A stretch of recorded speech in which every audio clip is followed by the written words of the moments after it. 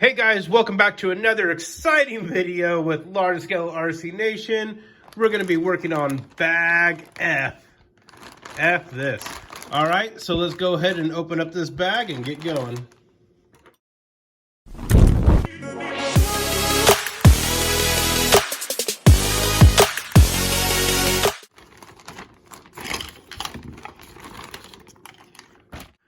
All right guys, so as you can see, we have our battery tray and receiver tray along with the lid of each. And let's go ahead and open up the rest of our bags.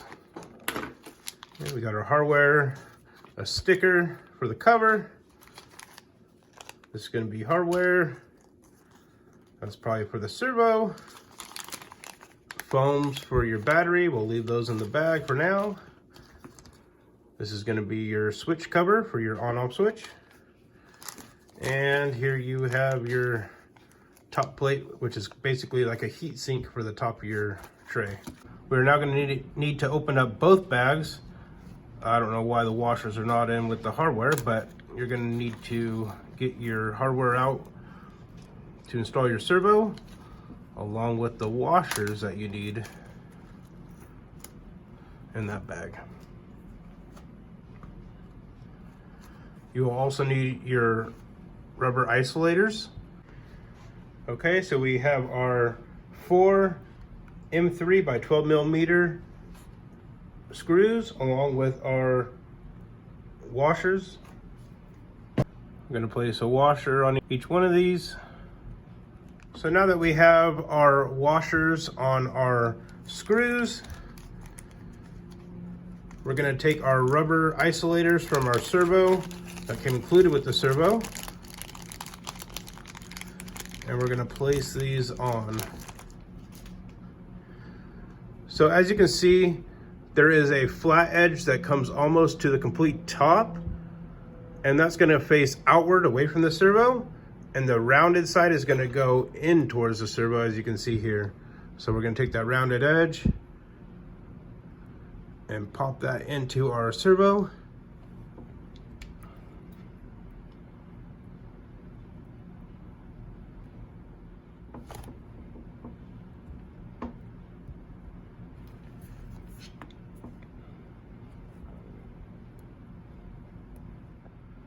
All right, so notice there is a little trick to this.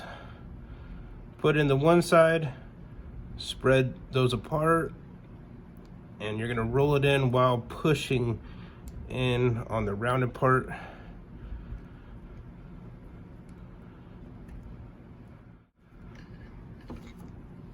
Okay, as you can see, they are all in now, and all the tabs are facing up towards the outside. Next, we're going to place our servo.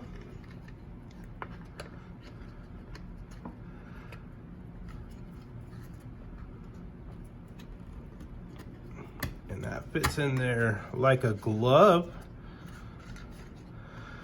All right, with your gear that the servo horn goes on is going to face towards your battery tray. You will now take your hardware, and we're going to install these on all 4. You're going to be using a 2.5 millimeter. So you want to place a little bit of a gap, just push up a little bit. That way you can find the hole in the plastic, get it started.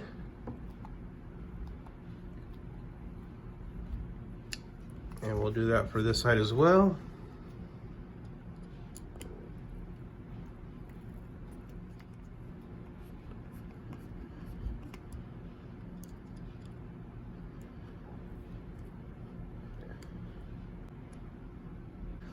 Now that they are all started, we'll go ahead and slide it down and go ahead and tighten it nice and snug.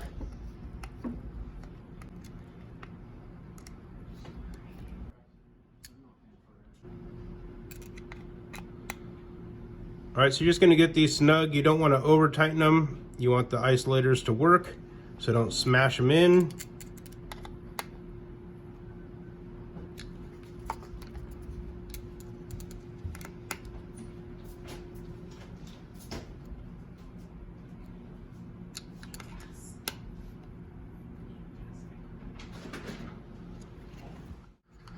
All right, our servo is installed. Now for F2, you're gonna go ahead and install your switch that you're gonna have to purchase inside of this rubber waterproof sleeve. And you will go ahead and slide that down into the hole that is made for the switch. And then you'll run your screws and your washers that are provided into the slots to secure it. All right, so now we're going to run our cord from our servo into the slot right here that goes into the battery tray. Just pull that, make sure you got the ribbon cord nice and straight. And then we're going to run our wiring nice and neatly to where the receiver will go. And now we're going to install our top cover.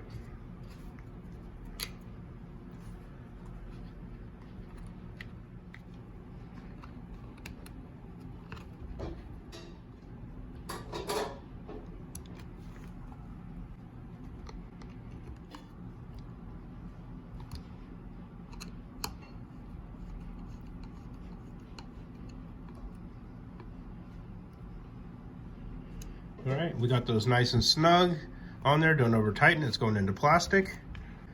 And now we're gonna take our small little grub screw and that will go right here with your receiver and your antenna tube.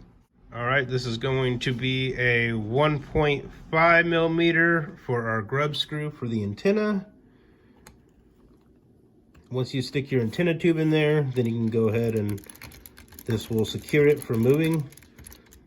I don't need an antenna tube because the Futaba servos that I have, the antenna is so short on it, there is no need for it. With 2.2 millimeter by 5 millimeter button head screws and a 1.5 millimeter Allen wrench hex head, you're going to make sure that your battery tray is in this orientation with the tabs facing you, and then the TLR will be facing this way as well, unless you want it facing your motor, but this will be the correct orientation, so make sure that you check that out prior. And then we're going to get those screws on there nice and snug. Don't over tighten them so you don't strip out the plastic.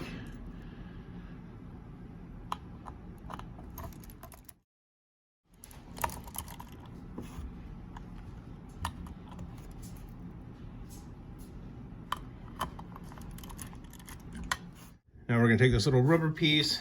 This will slide down right here. This is just in case you want to run any wiring there, but that covers it if you don't run any wiring.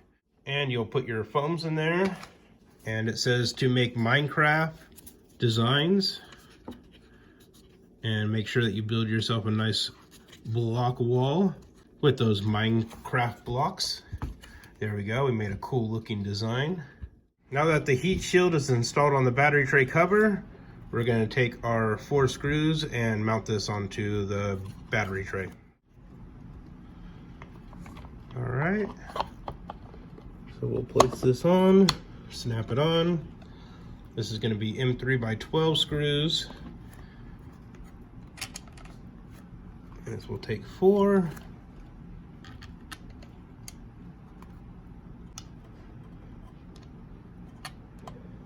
And then you will need a 2.5 millimeter Allen wrench to tighten these up.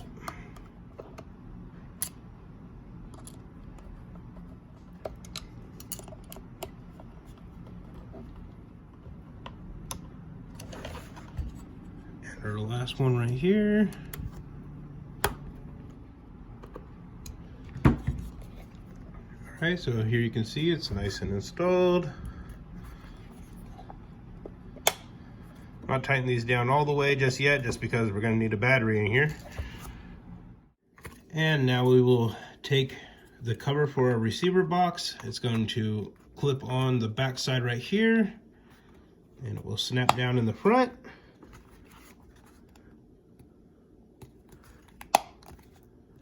Make sure it's sealed like that, and then we'll secure it with our screw. The screw that we will need is going to be the M3 by 12 millimeter. We're now going to secure the screw with a 2.5 millimeter Allen wrench or hex driver. So these 2.5 by 5 millimeter button head screws will put on your transponder if you're going to be racing. If not, just skip that step and put these away. It is time to install this now onto the chassis of the buggy. You're going to see this tab right here. This will line up with your servo mount, and remember we put that nylock nut in there, so that bolt will go through here to that nylock nut. So we'll start with this one and then we'll install the bolts on the bottom. With your 2 millimeter wrench, we're going to be installing your M3 by 12 millimeter button head. That's spinning. Oh, that's pretty fucking shitty. So a little prep work, just make sure that you can run the bolt in it first, so that way you don't cross thread it.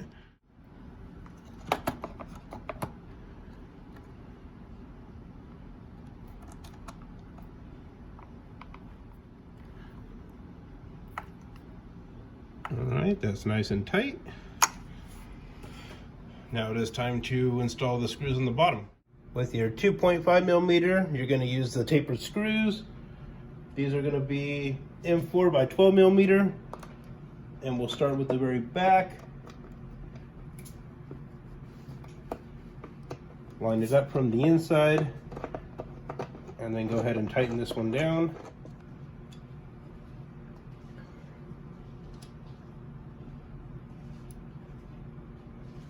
Next one will be right here. Line up the hole, and then the next one will be right here. All right, that one's tight. So we just finished that one. Our next one will be right here.